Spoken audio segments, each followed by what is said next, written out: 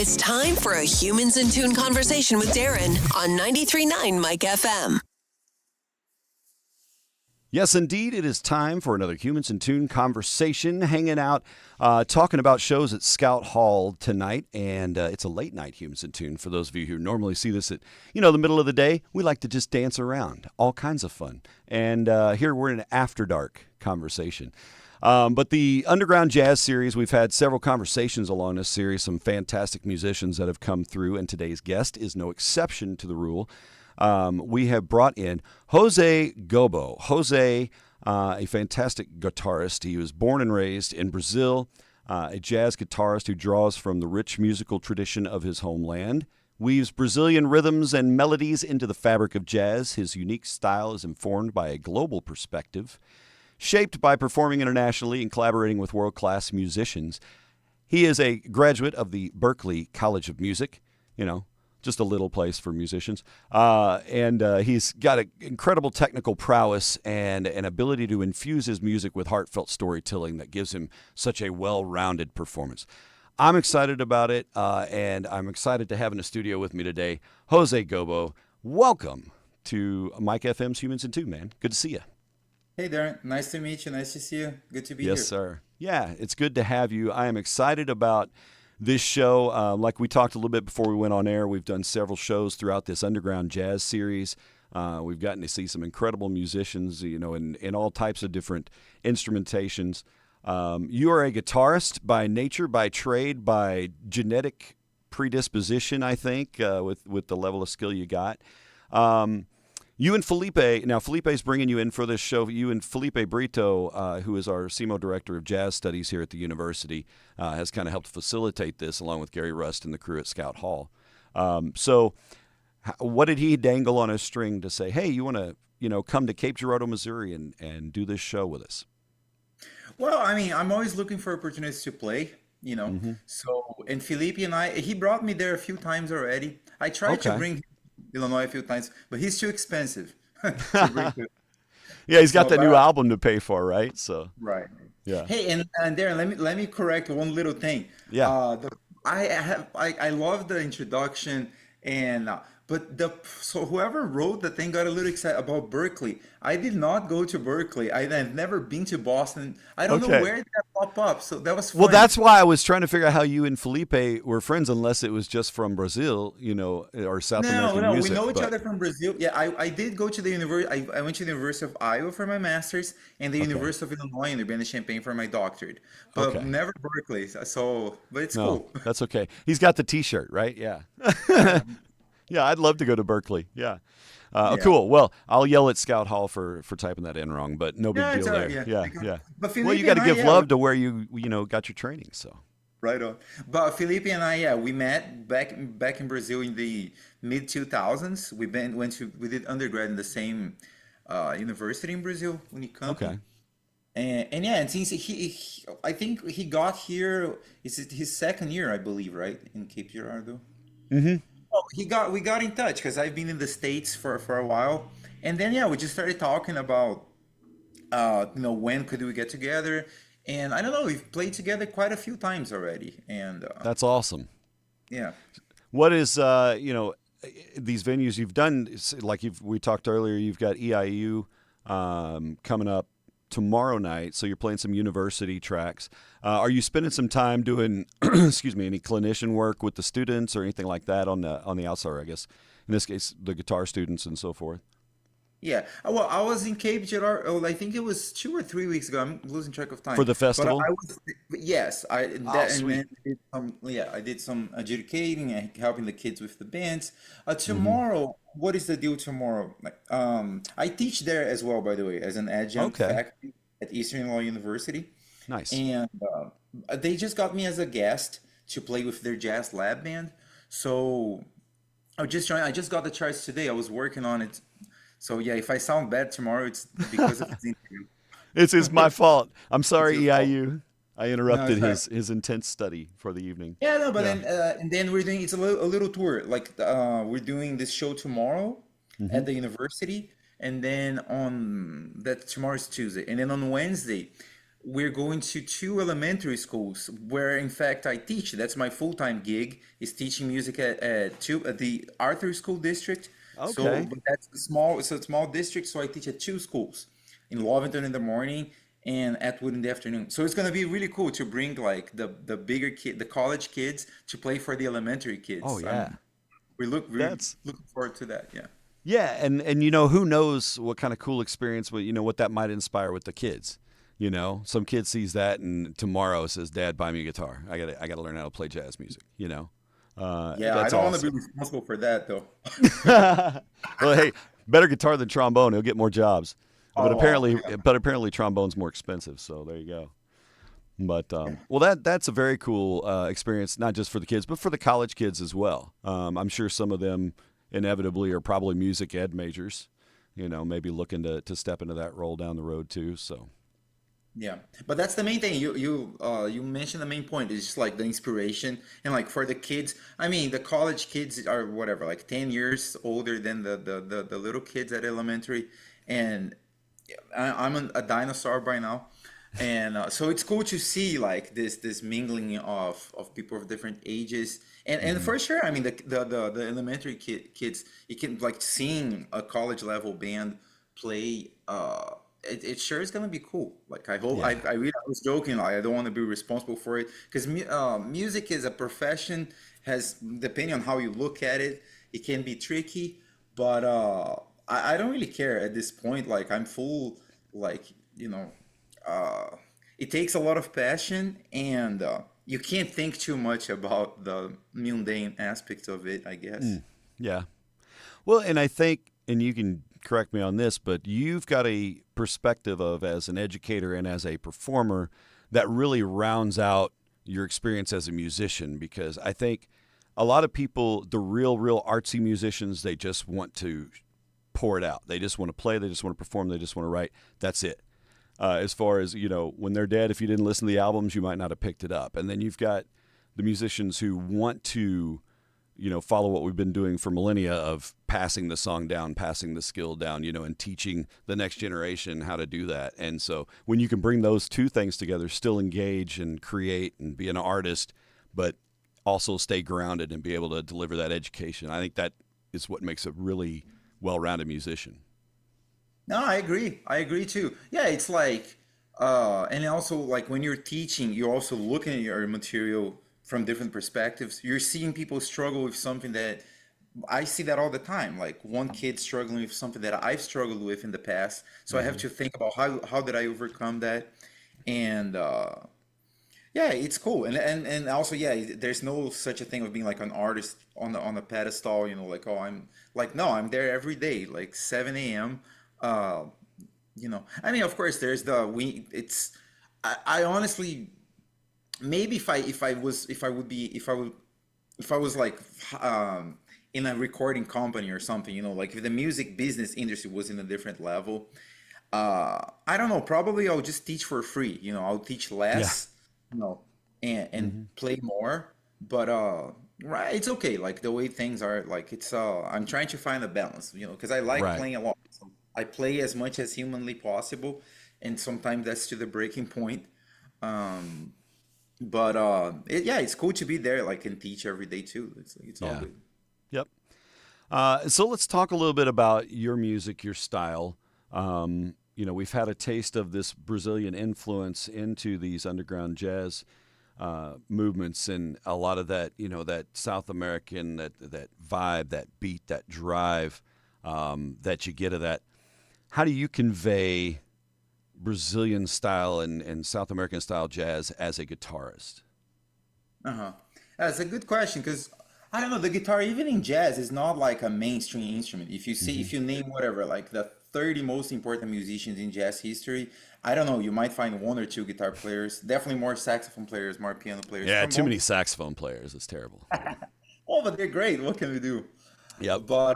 But yeah, with the Brazilian, I mean, I guess with my connection with Brazilian music, guitar in Brazil, especially the acoustic guitar, not necessarily the soloist guitar, but rhythm guitar in hmm Brazilian music is crucial. So, and I think like Bossa Nova is probably the style that's most well known outside of Brazil, and the guitar is the center. So, and I grew up. I'm gonna say it's funny. Like my upbringing as a musician is it's all over the place because I started playing guitar because of rock and roll, you know. So, and I only like, and I Who even who was it that made you want to pick up a guitar? you know, What it's album did you funny. rock out and be like, I've got to play Well, that? I mean, but the beginning, it wasn't a huge passion. It wasn't. It was simply the Okay. fact that there was a guitar sitting at home. You know, my dad plays a little bit, and there was a guitar there. And then they started this after school program at school, and I was like, oh, there's a guitar here, and that this. I was like, oh, maybe. And I started. I wasn't super excited about it. I wanted to be a goalie. I played soccer like crazy, and but yeah, but then it started to flip. I was like, oh, this guitar thing is kind of cool. And then I started listening to so Jimi Hendrix, Led Zeppelin, those Guns N' Roses. I had a big, and then I Oh remember yeah. Dream Theater. I stopped at Dream Theater. That was one that I stuck with for a long time. There's your crazy technical level stuff right For there. sure, for sure. And I remember one summer when I really got into guitar, that I was trying to learn this Dream Theater stuff, and I was like practicing all day, literally. I was like not doing anything else. And then it made me mad that I was like, and then I would play for people after, like Hmm. when I got my chops more together. And then people would say like, oh, look at this kid, he's talented. I'm like, what are you talking about? I've been practicing 20 hours a day. I'm not talented. Just, um, but yeah, but then I mean, I got more in touch with Brazilian music after actually leaving home for undergrad, because then there was a community of people like from all over the place who played jazz and who played other styles of Brazilian music. And the main guy, which this dude called named Toninho Horta, he's probably my main musical influence. Not probably, he's definitely my main musical influence. And he's from my state in Minas Gerais. And I Okay. left my state to do my undergrad in the state of São Paulo. It's like 5 hours away. And I remember I started listening to that music from my state and really feeling this feeling of longing, of like, feeling emotional. I was like, what is going on? Like he was And then conveying home to you. yeah, yeah. And his guitar style is amazing. And then in like full circle, when I finished the subject of my doctorate, it's him, it's Tony Horta. So I wrote, it was even published as a book. So, and now we're kind of friendly, like we talk every now and Oh, then. that's So cool. yeah, it's really cool. So that's my main thing with Brazilian music. And then Tony Horta, he's a generation after Bossa Nova. Here, I think in the States, people know Tony Carlos Jobim for sure, and more people connect with the bossa nova style. But there's the Okay. generation after him. That's what I connect with the most, because there's a little bit of pop music in there. There's a lot of jazz influence and Brazilian music from all over, like from the north, the south, from everywhere. So composers like Toninho Horta, Milton Nascimento, also from Minas, João Bosco from Minas, Ivan Lins from Rio. No, Ivan Lins was born in Minas Gerais as well, but he moved to Rio later. Okay. Yeah, so some names that are not like Joyce Moreno, many names that are Dori Caymmi that we don't hear here so much, but I think we should, and maybe we will sometime. Yeah, and I think you're right. I think that that trend, and you mentioned that it's got a little more of the pop with the newer generation, and we heard just even from north for you, but south for us, right? But a lot of that Cuban influence down into and you started hearing guys like Pitbull, and then bringing more of a Latin American and Cuban American influence into pop culture, and more of the dance club stuff. But you'd hear that, it's a Miss Worldwide, but everybody's dancing, and next thing you know, it's like, oh, there's a bossa feeler, there's a salsa feeler. That South American influence is in there, and that with a generation that might hear that at the club, but then is studying jazz or something, that's going to bleed over into it, and that's going to say, I enjoyed this classic solo here, but let's put some spice to it, Let's and Yeah. me honestly is like I'm a big New Orleans jazz, blues jazz kind of guy as a trombone player, just because you can slide a lot and not make too many mistakes. But if I'm going to sit down and listen and just really dive in on it, it's the South American jazz, like I just love it. I love the beat. I love the spice. I love the vibe. I love, that side of things. And so I'm excited to see it grow even just here with these shows. And yeah, we're being selfish because we got a good handle on things. But as you continue to play and these other artists and those names continue to grow and that scene grows, it gives me hope because I do think that the upcoming generation of jazz is really pouring into being creative with it and not just regurgitating the same 12 bar shtick, right? So, Yeah, no, that's true. Yeah, that's the thing with the access of music these days. Like nobody needs, like the kids don't have to buy CDs or anything or just save money. Everything is so available, which of it's course is just a blessing. right there. Yeah. Yeah, it's a blessing and a curse because then you take it for granted, right? It's just like, oh yeah, it's just John Coltrane. Like you don't. It's hard to Hmm. create this worship uh, that maybe if you have to pursue this thing, you have to go to this place and Hmm. who knows? But it's Once it, definitely good to have more access. Like, yes. And you're right. Well, it's, with the digital era, it's lost its tangibility. And while we still love vinyl, you might go do this, you might pick up a CD at a show. The majority of the convenience is if they're listening, it's on a device, it's on a digital stream. And so to get that engagement, and I mean, to its credit too, I will say it's helped people find new artists. Someone yeah, might be streaming your stuff and get to the end of the album and it'll start suggesting similar artists. And you're like, ooh, who's that? And then you go check out this, new artist. Hopefully that might be you that they click on and check out. That's what you hope for, right? But yeah. No, no, that's for sure. I mean, and there's no point in even complaining, even if like, of course, I it's have not going mixed. anyway. No, exactly. I have mixed feelings about it, but in terms of access, and I mean, I just recorded the second album with my trio that we recorded last year. Last year we just recorded like at the drummer's home studio, and this year we upgraded and recorded in a studio in St. Louis. But Oh, still, nice.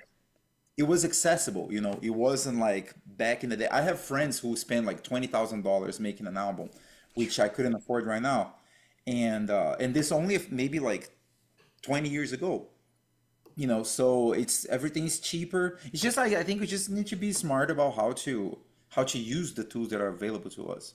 Yeah, absolutely. And, we talk about that. We're here using a digital tool right now to push this show. And I failed to mention this is Abstraction Spirits, which is a Missouri distillery. They are a sponsor on the show. That's some tasty stuff. I'm looking forward to a little sip. But let's talk a little bit about this show and what you've kind of got on deck, what folks can expect as they come out. The show, by the way, if you weren't here earlier, Saturday night at Scout Hall here in Cape, thescouthall.com to grab your tickets, or you can find the link. Just search the Underground Jazz or search Scout Hall on Facebook. You can find the link there. Easy to find.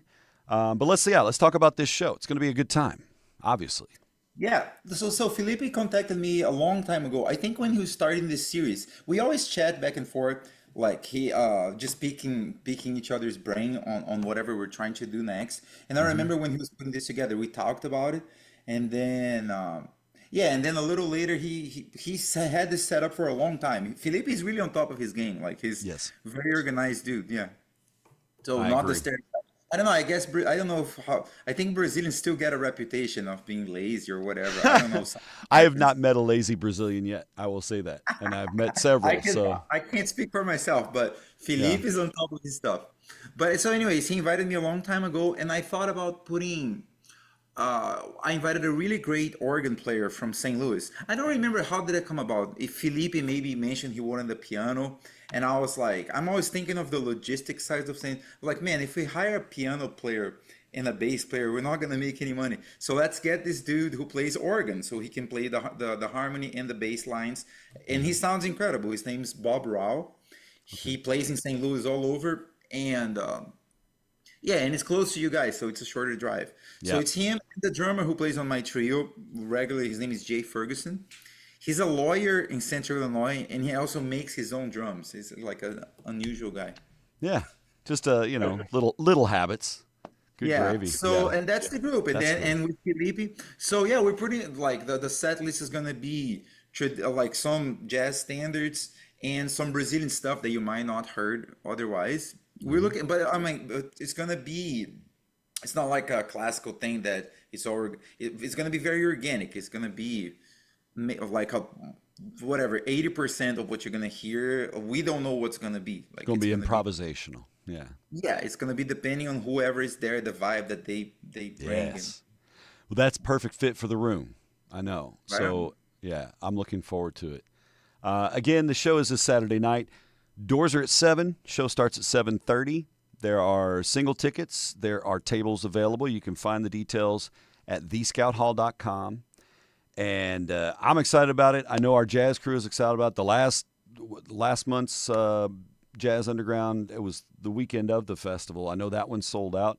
I'm sure this one's selling great, and I know we're going to have a packed room full of people eager to hear your talents.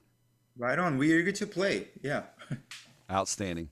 My guest today, Jose Gobbo. He is going to be hanging out with us at Scout Hall Saturday night, and that's going to mark it for another Humans in Tune segment for 93.9 Mike FM. I'm Darren Bergfield. I appreciate you guys hanging out. We will catch you on the next Humans in Tune. Keep an eye on our Facebook page at 939 Mike FM or mine at Iceberg, and we'll see you then for the next one. Peace.